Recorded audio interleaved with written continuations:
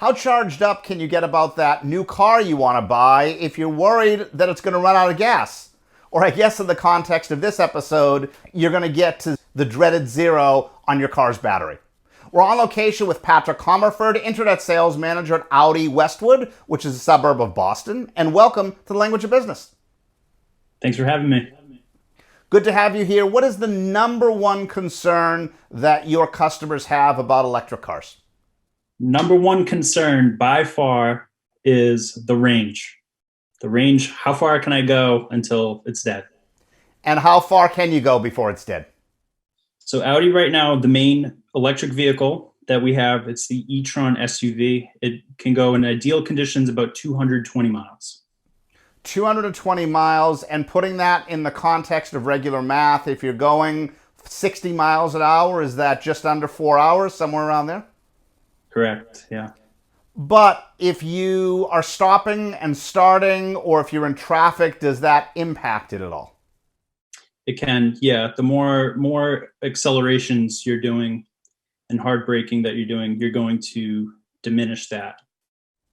And what happens if you're in hot weather or cold weather? Hot weather, if you're running the HVAC system, if you're running the AC and you're really blasting it, that's going to draw energy from the battery, and you are going to lower your maximum mileage on that.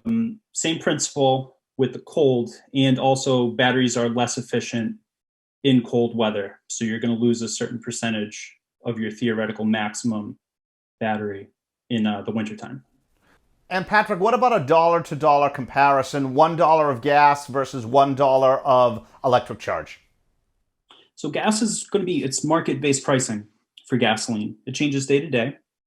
When you're looking at the equivalent MPGs of, say, the Audi e-tron SUV, you're getting about 70 miles per gallon. So for a full tank of gas, say $20 odd dollars, that's about $70 of gasoline to fill the tank. One full charge of electricity from your home, it's a fraction of that. So there is savings in terms of what you're actually paying at the pump versus drawing electricity from your home.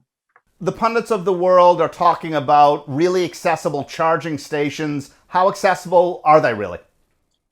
They're probably a little bit more accessible than you might think.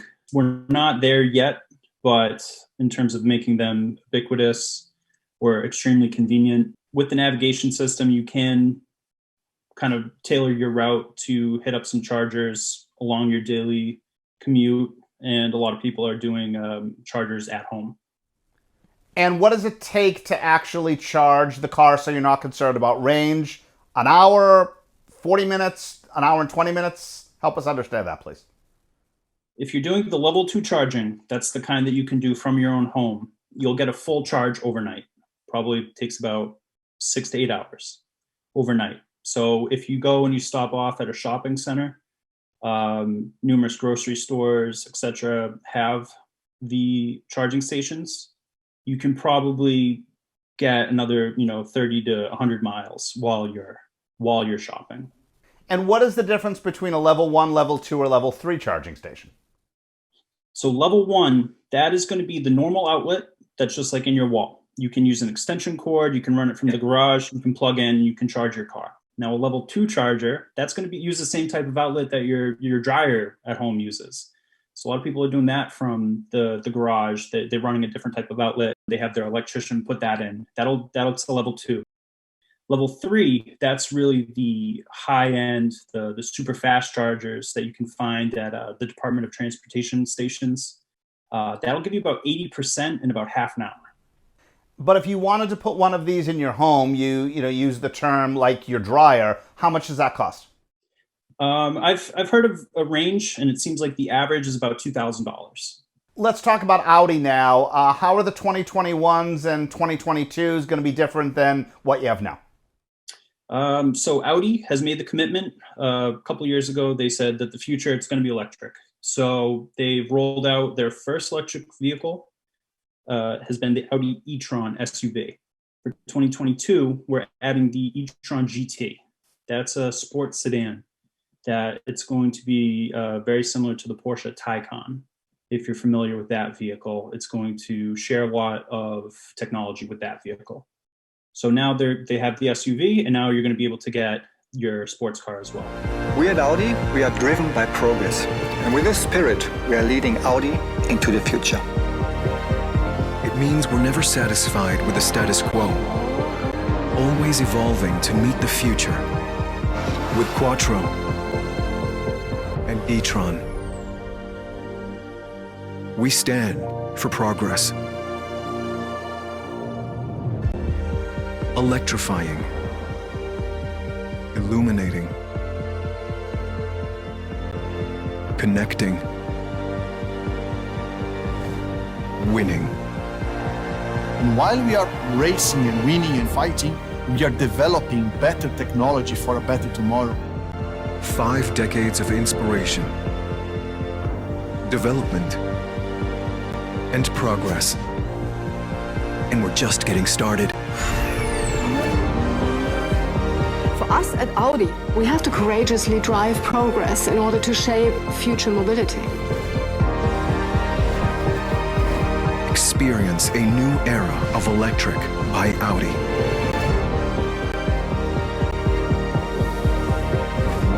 Honoring the past, celebrating the present, challenging the future. 50 years of Vorsprung durch Technik. Patrick, thank you very much. Thank you. Appreciate it. Patrick Comerford, Internet Sales Manager at Audi Westwood. Big choices after college, right? Grad school, maybe? Soar from your undergraduate major to a great career in business. Biomedical engineer to healthcare analyst. Health science to clinical systems analyst. Mechanical engineer to solutions engineer. Before you know it, you can have a master's degree in management studies. 9 months and you're in business. We share so many positive values with our friends across the pond in the UK, and we won't hold it against them that they actually drive on the wrong side of the road. But when it comes to cars, are their beliefs and trends about electric vehicles the same as those of us in the United States? We're on location virtually with Martin Miller, the founder of EV Experts in the UK. And Martin, welcome to the Language of Business. Thank you very much. Good to be with you guys. Nice to have you here. Thank you for doing this in your own time zone. You were piloting yachts and racing yachts and did a pivot a few years ago to start EV Experts. Why'd you do something like that? Well, my career started sailing because I have a love of the environment. I then spent most of my corporate life in the world of advertising. And as you get into your late 40s in advertising, it gets a little old. So I decided to buy an electric car and found the experience pretty awful, really. 2016, the infrastructure for retailing electric vehicles was particularly poor. That was because the traditional motor trade were not set up and were not the structure wasn't right to sell electric cars, and also the infrastructure to charge and service them wasn't in place. So I felt that there was an opportunity in the market to be EV Experts. So now fast forward 5 years, you've started EV Experts. What sorts of services do you offer? We are independent, so we stock all the brands. We're specialists. We only sell electric vehicles. So our primary business is selling used or pre-owned electric vehicles. We also have a consultancy side of the business where we assist either individuals, small organizations, or even very big organizations on electrifying their fleets. And what is the single biggest question you get the most from prospective customers? The first one is range. Everyone's got range anxiety. And we always joke with customers that the first 2 weeks of owning an electric car, they nearly crash it because they're constantly looking at the range meter thinking they're going into town and they've only got 60 miles left, but it's 3 mile journey. But after 2 weeks, they learn to have that confidence. The second one is the battery. When's it going to wear out? When's it going to stop? Well, the answer is I sold a Nissan Leaf last week. that was 10 and a half years old.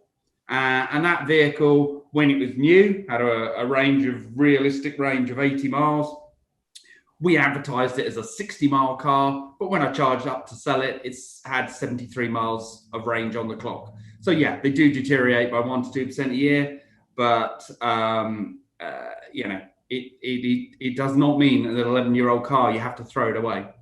And at the end of the day, is there a healthy resale market that you can buy an electric car, which is comparatively pretty new, with a low enough per pound amount that the resale is going to be worth it to you folks financially?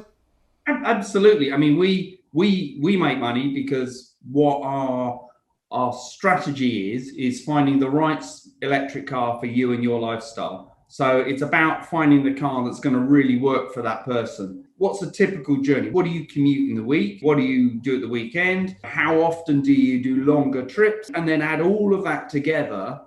And then we hope they buy from us rather than going elsewhere and finding another car. But that's the business.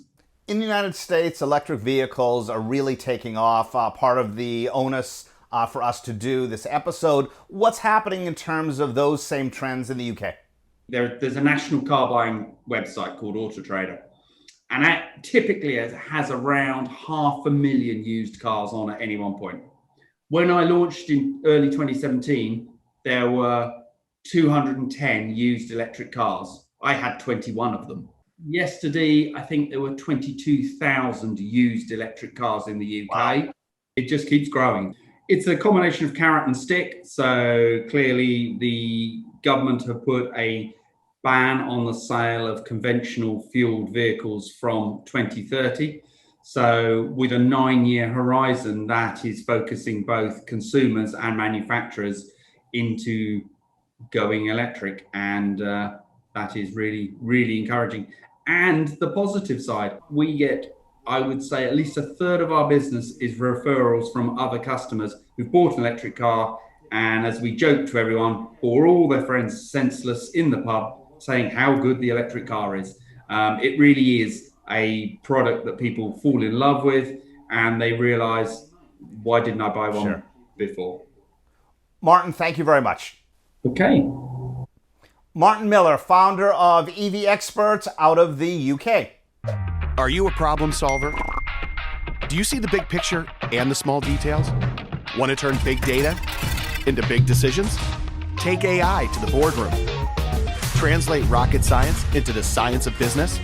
Build your career at digital speed with a Master of Science in Business Analytics.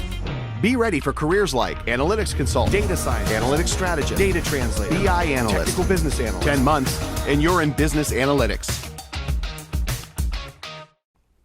You finally decided to take the plunge and buy that electric vehicle. Okay, now what are you going to do about charging it every night?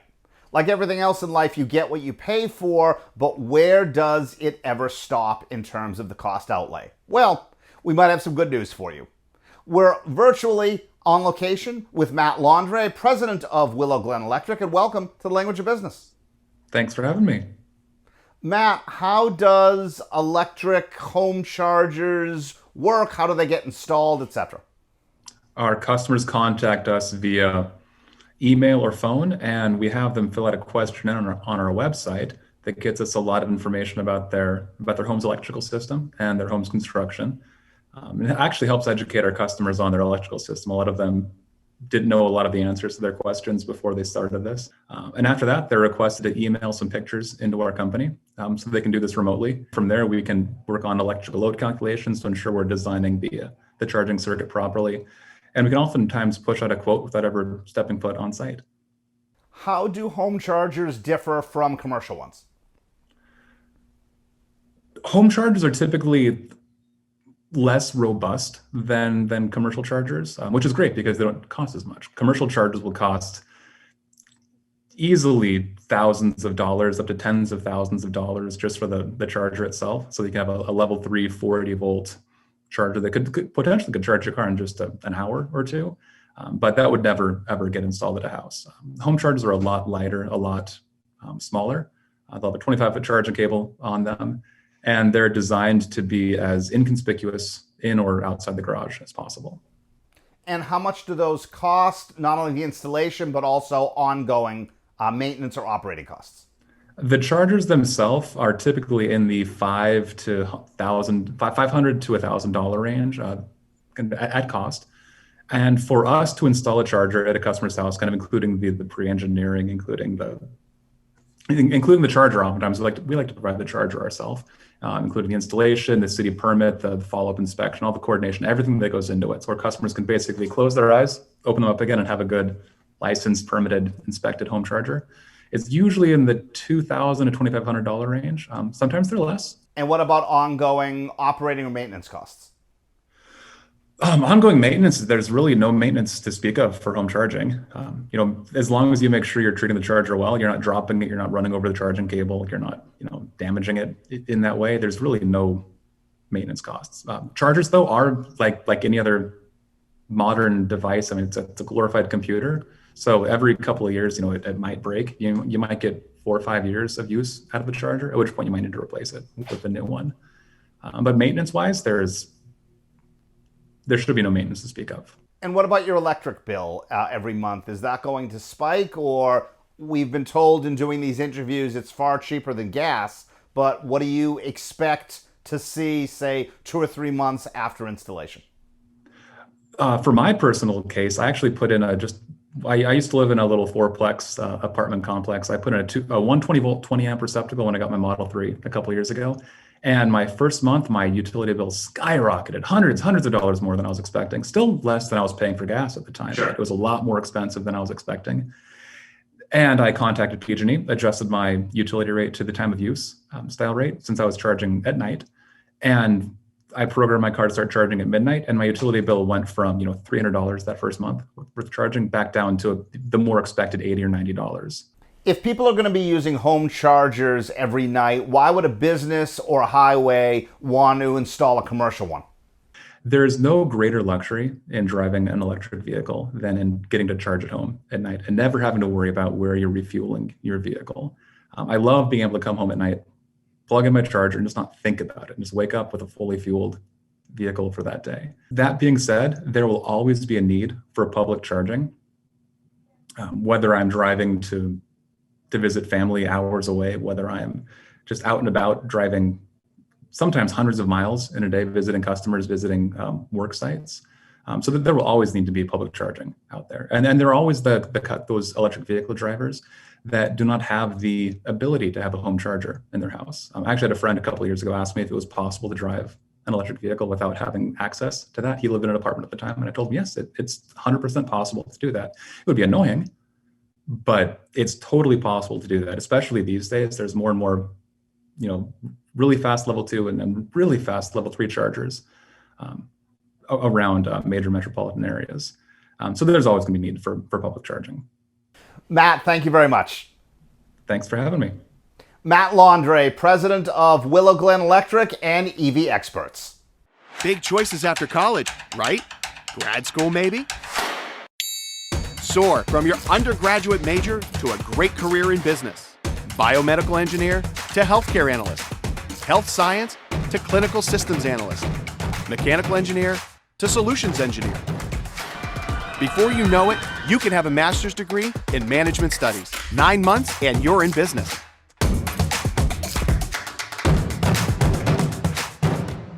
So many people these days are talking about electric vehicles, but that part of the conversation usually is around cars.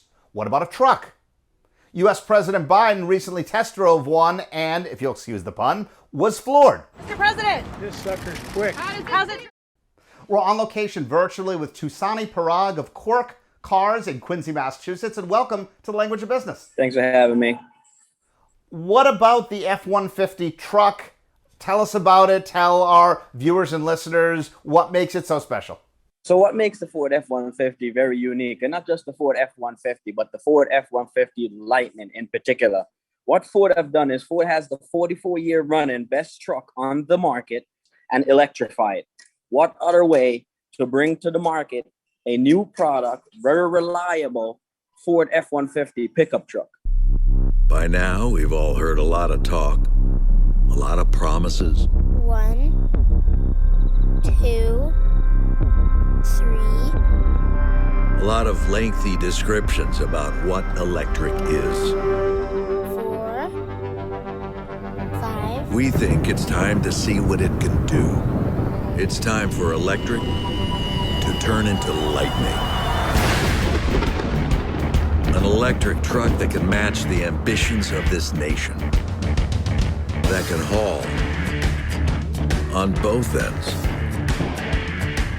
That shows up to the job site with an extensive resume. That can help build your house.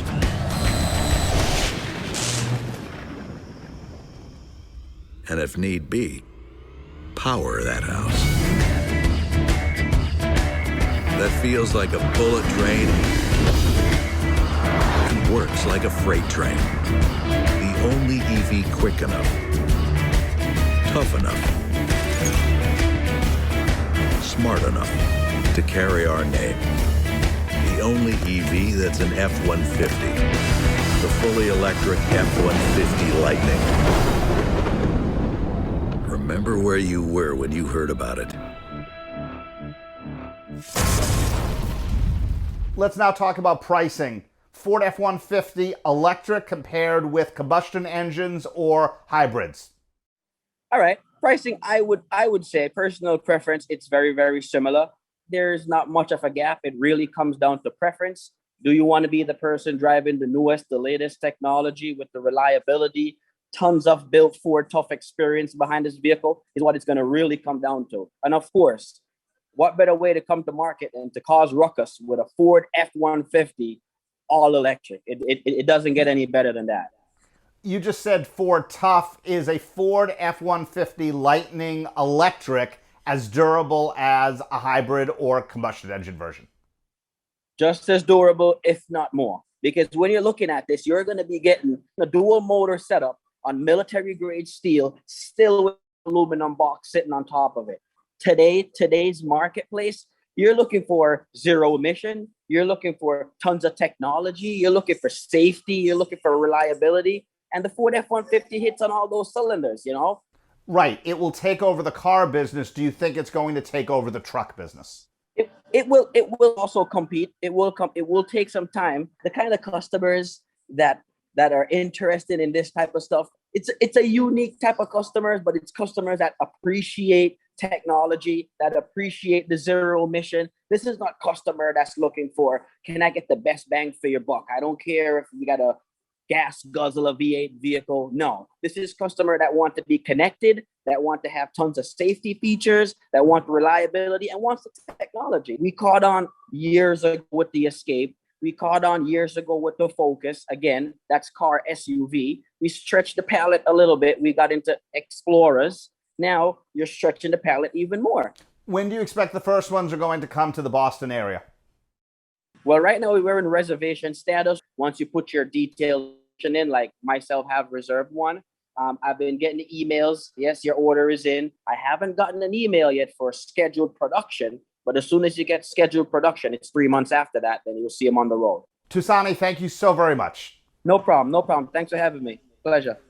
Tusani Parag, sales manager at Quirk Cars, talking about the Ford F-150 all-electric truck coming soon to your area. Thank you for being on The Language of Business. Support for The Language of Business is from Boston University Questrom School of Business. We're also available as a podcast on Spotify, Stitcher, Google Play, or wherever you get podcasts. Thanks for watching.